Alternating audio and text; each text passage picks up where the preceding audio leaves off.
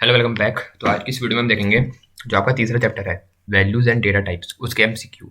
तो मैं बहुत इंपॉर्टेंट एमसीक्यू आपके लिए लेकर के आ रहा हूँ, तो इनको बड़े ध्यान से देखना और ध्यान से समझना, ठीक है। मैं हर एक को बड़ी डिटेल में समझाऊंगा। तो चलिए वीडियो को शुरू करते हैं। वीडियो को शुरू करने से पहले एक और बात बता देता हूँ, जो एमसीक्यू है इनकी मैंने एक प्लेलिस्ट बना रखी है, उसको आई बटन पे लगा दूंगा। उसमें हर चैप्टर के एमसीक्यू डाल रहा हूँ बारी बारी, तो आप उसको भी देख लेना अगर आप इस वीडियो पे पहली बार आए हैं। और एक और चीज़ में, जो आपके सब्जेक्टिव क्वेश्चन आते हैं, जो क्वेश्चन नंबर 2 होता है आपके सेक्शन ए का, ठीक है, जिसमें 2 मार्क्स के क्वेश्चन 1 मार्क्स के क्वेश्चन आते हैं, तो उन पे भी मैं चैप्टर वाइज वीडियो बना रहा हूँ। उसकी अलग से प्लेलिस्ट बना रखी है, उसको भी आई बटन पे लगा दूंगा, उसको भी देख लेना। मैंने जो आपके कंप्यूटर एप्लीकेशन का जो स्पेसिमेन पेपर है वो पूरा सॉल्व कर रखा है, तो उसकी भी प्लेलिस्ट है, उसको भी देख लेना, आई बटन पे लगा दूंगा, ठीक है। तो ऐसी मैंने इंपॉर्टेंट प्रोग्राम, स्ट्रिंग के प्रोग्राम, एरे के प्रोग्राम की प्लेलिस्ट बना रखी है, तो आप मेरे चैनल पे उनको देख सकते हैं, ठीक है। तो चलिए इस वीडियो को शुरू करते हैं। तो पहला क्वेश्चन जो इसमें है वो है, जावा यूजेस कौन सा कैरेक्टर सेट। देखो देखो यहाँ पर दो चीज़ें आपने पढ़ी होंगी वैसे मेनली, एक तो होता है एस्काई कैरेक्टर सेट और एक होता है यूनिकोड।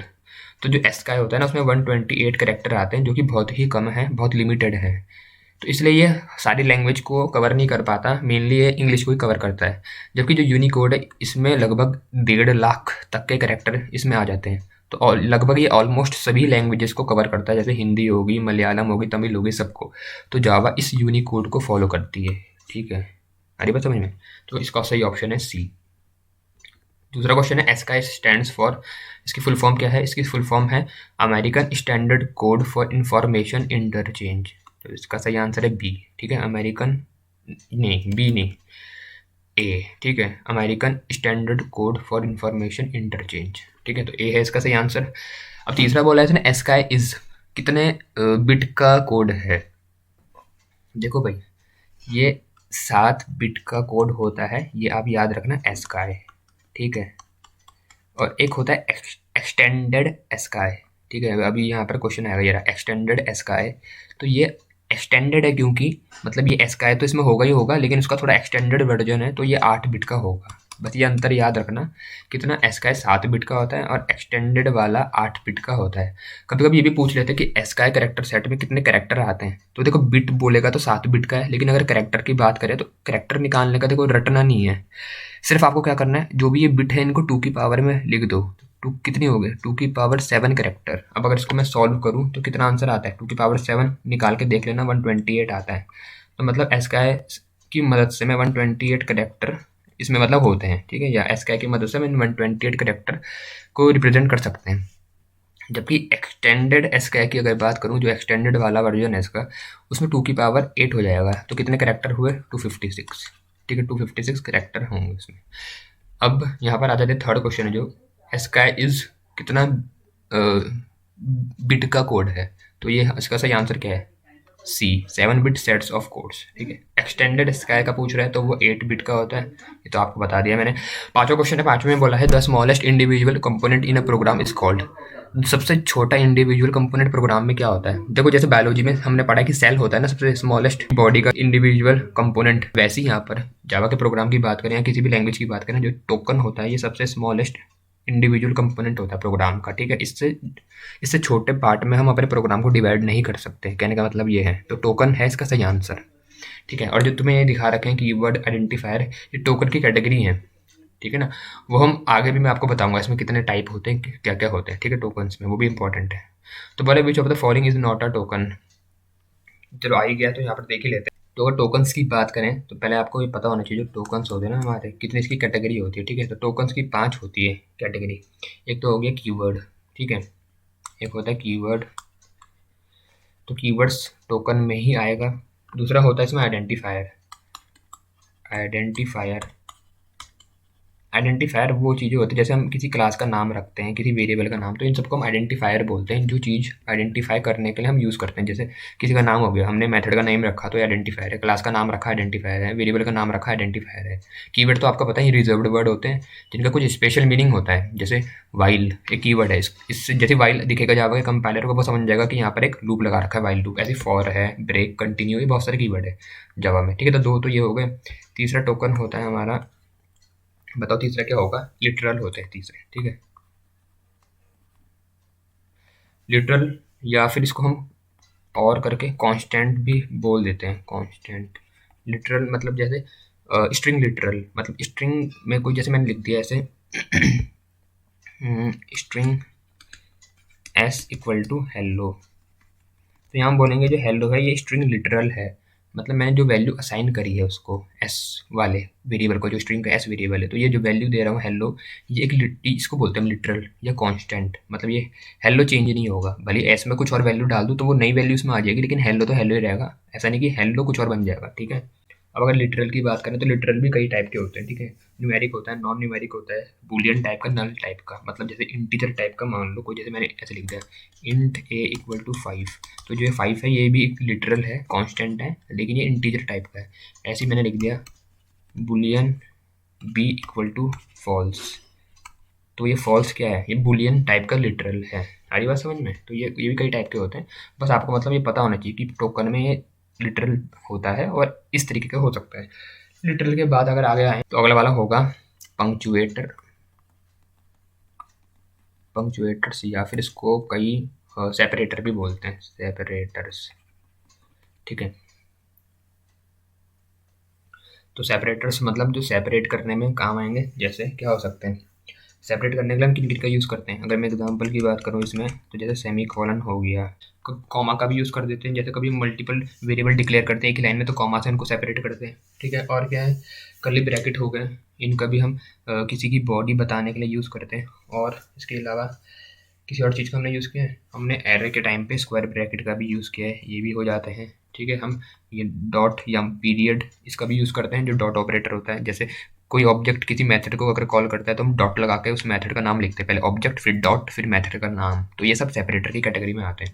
मतलब किसी प्रोग्राम में, जैसे अभी मैं तुमको एक एग्जांपल से समझाऊंगा कि इसमें कितने टोकन है, तो तुम साथ में हम बताएंगे, ठीक है। अब आखिरी है जो पांचवा पंक्चुएटर के बाद इसमें आता है, वो आता है हमारा ऑपरेटर्स, ऑपरेटर्स टोकन्स में, ठीक है। ऑपरेटर, देखो ऑपरेटर की भी कैटेगरी होती है, ठीक है ना, अलग अलग टाइप के ऑपरेटर होते हैं, जैसे असाइनमेंट ऑपरेटर हो गया, कौन सा, इक्वल टू, ठीक है। उसके बाद अगर दूसरे ऑपरेटर की बात करूँ अरिथमेटिक ऑपरेटर की बात करूँ, तो वो हो गया जैसे प्लस, ठीक है। ऐसे हमने रिलेशनल ऑपरेटर भी पढ़े थे, जो रिलेशन चेक कर, मतलब रिलेशन पता करने के लिए हम यूज़ करते थे, जैसे ग्रेटर देन, कि क्या वो उससे बड़ा है या नहीं है, ठीक है। ऐसी लेस देन, ठीक है। तो ये सब हमारे ऑपरेटर है। एग्जांपल लेके समझते हैं कि उसमें, जो मैं आपको एग्जांपल बताऊंगा उसमें देखते हैं कि कितने तरह के टोकन होंगे और कौन कौन सी कैटेगरी के होंगे। तो जैसे यहाँ पर एक एग्जांपल ले रखा है मैंने, मैथ डॉट पाव 5,4, ये पाव नाम का मेथड होता है मैथ क्लास का, ये हमें पता है, जो कि पावर निकालता है किसी की भी, जैसे 5 की पावर 4 करके वो हमें आउटपुट में देगा। अब हमें यहाँ पर देखना है कि कितने इसमें टोकन्स हैं। तो देखो यहाँ पर अगर मैं बात करूँ तो पहला ये मैथ लिखा हुआ है, ये मैथ क्लास का नाम है, ये एक टोकन हो गया, ऐसे हम बोलेंगे आइडेंटिफायर। डॉट जो यहाँ पर दिख रहा है ये क्या है हमारा, बताओ डॉट हमारा है सेपरेटर, ये दूसरा हो गया आइडेंटिफायर, मतलब ये दूसरा हो गया हमारा टोकन। उसके बाद तीसरा ये POW, ये मेथड का नाम है, ये भी आइडेंटिफायर की कैटेगरी में आएगा, तो 3 टोकन हो गए। चौथा ये वाला, ये क्या है हमारा सेपरेटर, ठीक है। फिर ये 5, ये क्या है हमारा, ये लिटरल है, ठीक है। तो कितने हो गए अभी, 1 2 3 4, ये 5 अभी हमारे फिलहाल हो चुके हैं क्या टोकन। फिर एक कॉमा, ये क्या है सेपरेटर है, तो 6 हो गए। फिर उसके बाद 4 आया, ये लिटरल है, 7 हो गए। फिर से बंद करने वाला आया, सेपरेटर है, 8 हो गए। फिर सेमी कॉलन आया, ये क्या है हमारा, ये भी एक सेपरेटर है, तो 9 हो गए। तो मतलब यहाँ पर टोटल 9 है क्या टोकन्स, ठीक है ना, समझ में आ रहा है किस तरीके से हो रहा है, ठीक है।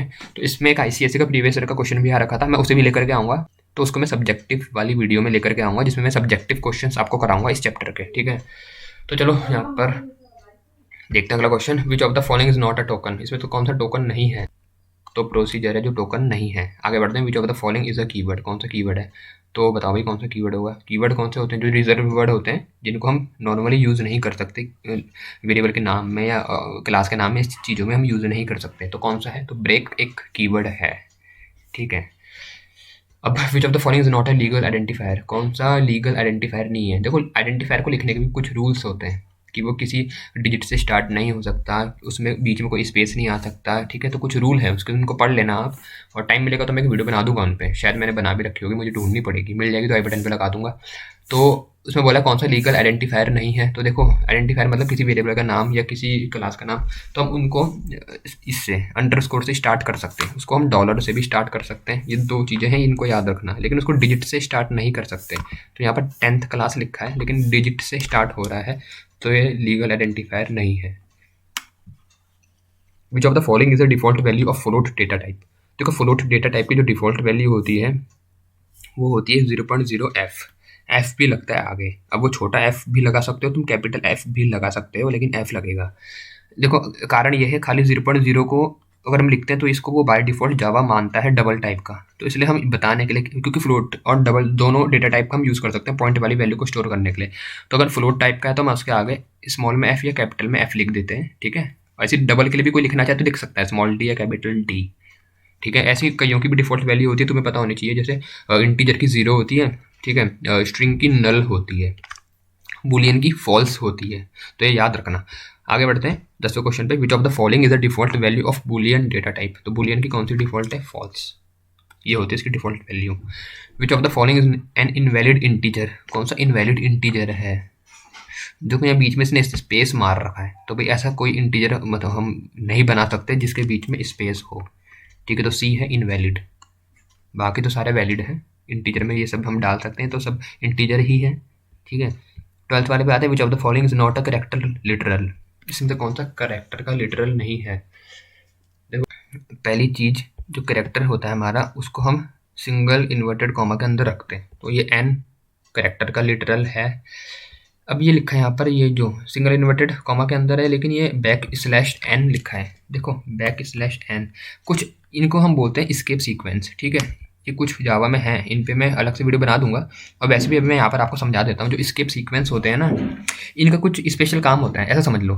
तो इसलिए अब इनको जावा के कंपाइलर को पता कैसे चले कि कब हम स्केप सीक्वेंस का यूज़ कर रहे हैं, तो उसके लिए ये है कि उनके आगे हम बैक स्लैश लगाते हैं। बैक स्लैश मतलब इस तरीके का, ये बैक स्लैश, तो बैक स्लैश एन मतलब अब ये स्केप सीक्वेंस हो गया। खाली एन नहीं होता, लेकिन बैक स्लैश करके एन लिख दिया तो अब हो गया। तो ये भी एक कैरेक्टर की कैटेगरी होती है, क्योंकि इनको हमने सिंगल इन्वर्टेड कॉमा में रखा है। और वैसे भी बैक स्लैश करके जैसे हम कोई एन लिखते हैं, टी लिखते हैं, तो इनका स्पेशल मीनिंग होता है। तो याद रखना ये स्केप सीक्वेंस कैरेक्टर की कैटेगरी में ही आते हैं, कैरेक्टर के लिटरल हैं।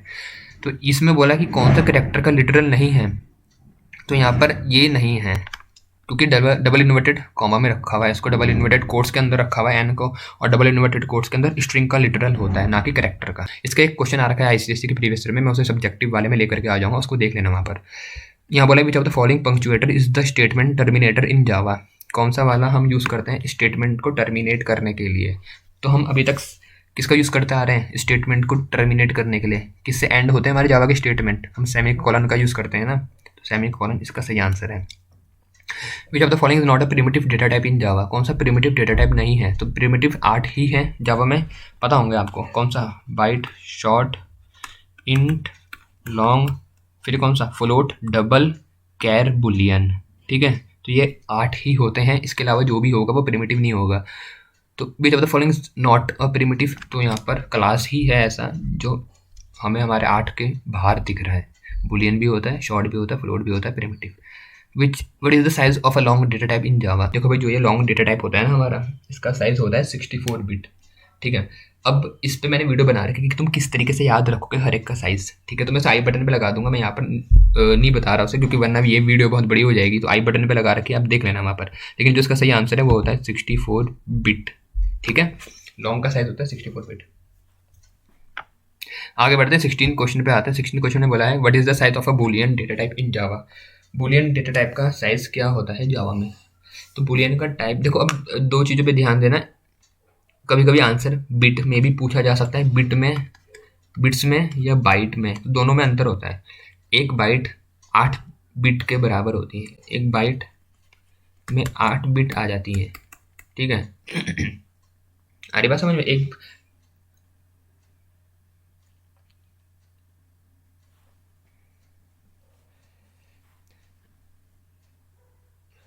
आरी बात समझ में? आरी बात समझ में? एक बाइट में 8 बिट्स आ जाएंगी, ठीक है। तो यहाँ पर कभी कभी आंसर में बिट में भी दिया रहता है, कभी बिट्स बाइट्स में भी, तो ध्यान से देखना। तो यहाँ पर बोला है what is the size of a boolean data type in Java. तो बुलियन डेटा टाइप का साइज क्या होता है जावा में? तो उसका साइज होता है एक बाइट। एक बाइट में कितनी बिट होती है? 8 बिट। तो उसका सही आंसर है सी वाला, 8 बिट। होता यूँ है, जो बुलियन डेटा टाइप है ये 8 बिट तो रिजर्व कर लेता है, 8 बिट को ऑक्यूपाई कर लेगा, लेकिन यूज सिर्फ 1 बिट को करता है, ओनली 1 बिट, ठीक है। Single line comment can be added using, तो इसका सही आंसर है ये वाला, 2 फॉरवर्ड स्लैश लगा के हम सिंगल लाइन कमेंट इसके आगे लिख देते हैं, ठीक है। ठीक है ना। ये जो नीचे बी वाला ऑप्शन है मल्टी लाइन कमेंट के लिए हम यूज़ करते हैं, जब हमें मल्टीपल लाइन तक हमारी कमेंट जाती है। आगे बढ़ते हैं, विच of the following changes a variable declaration into a constant. तो देखो किसी भी चीज़ को तुम अगर ऐसा चाहते हो कि उसकी प्रोग्राम में वैल्यू चेंज ना हो, तो उसमें हम फाइनल कीवर्ड का यूज़ करते हैं। तो फाइनल कीवर्ड जब हमें किसी के आगे हमने लगा दिया तो वो चीज़ कांस्टेंट बन जाएगी, मतलब तुम उसकी वैल्यू फिर चेंज नहीं कर सकते। एक बार जो तुमने दे दी तो दे दी, तो ये क्या कर देगा, कांस्टेंट बना देगा। डी इसका सही ऑप्शन है। 19th क्वेश्चन पे आते हैं। 19th क्वेश्चन में बोला है the ASCII code of A से Z are represented by decimal range. Capital A से कैपिटल जेड तक के इनकी कॉरस्पॉन्डिंग एस्काई वैल्यू क्या होगी। जो कैपिटल ए है इसकी 65 होती है स्टार्टिंग की, ठीक है। तो 65 से 90 इसका सही आंसर है, ठीक है। ए ऑप्शन इसका सही है। अब आगे बढ़ते हैं, आखिरी क्वेश्चन है which of the following is a primitive data type. तो कौन सा प्रिमिटिव डेटा टाइप है। प्रिमिटिव मतलब 8 है। प्रिमिटिव आपको पता है बुलियन आता है उसमें। क्लास भी यूजर डिफाइंड है डेटा टाइप, कंपोजिट भी बोलते हैं इसको। इंटरफेस तो भी आपने पढ़ा ही नहीं है, और एरे ये भी हमारा यूजर डिफाइंड था। तो सिर्फ इसका जो सही आंसर है वो है बुलियन डेटा टाइप, ठीक है। तो इस वीडियो में इतना ही था, मुझे उम्मीद है आपको अच्छे से समझ में आ चुका होगा। वीडियो अच्छी लगी है तो लाइक कर देना, चैनल पर नए हो सब्सक्राइब भी कर लेना, अपने दोस्तों के साथ भी शेयर कर देना, मुझे कमेंट करके बताना समझ में आया या नहीं। और जल्दी मिलते हैं अगली वीडियो में। Thanks for watching my video.